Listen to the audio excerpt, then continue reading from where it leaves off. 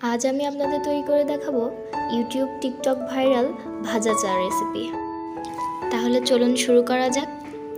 প্রথমে আমি একটি প্যানে 1/4 কাপ চিনি দিয়ে ক্যারামেল তৈরি করে নেব।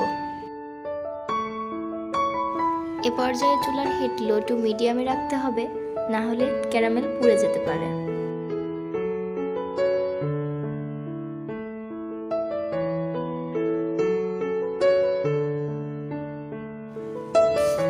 অনবরত নাড়তে নাড়তে চিনি গলে যখন পুরোপুরি ক্যারামেল তৈরি হয়ে যাবে, তখন এখানে 1 চামচ চা পাতি অ্যাড করে দেব। চা পাতি অ্যাড করে ভালোভাবে নাড়তে থাকবো, যেন ক্যারামেল বা চা পাতি পুড়ে না যায়। এরপর আগে থেকে থেতো করে রাখা আদা, 2 টুকরো দারচিনি ও 3টি এলাচ দিয়ে ভালোভাবে নেড়ে চেড়ে নেব। মশলার সুঘ্রাণ ছড়ালে এখানে 1/2 কাপ পানি দিয়ে দেব। সবকিছু একত্রে ভালোভাবে নেড়ে চেড়ে মিশিয়ে নেব, যেন ক্যারামেল দলা পেকে না থাকে।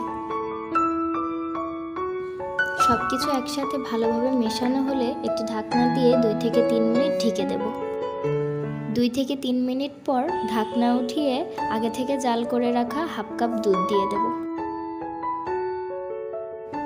এবার ভালোভাবে নেড়ে চেড়ে নিয়ে 2 থেকে 3 মিনিটের জন্য আবারও ঢাকনা দিয়ে ঢেকে দেব। চায়ের সুঘ্রাণ পুরো বাড়ি ছড়িয়ে গিয়েছে। ছেঁকে নিয়ে পরিবেশন করলেই তৈরি হয়ে গেল মজাদার ভাজা চা রেসিপি। এইরকম 1 কাপ চা বানিয়ে সবার মন জয় করে নিতে পারেন।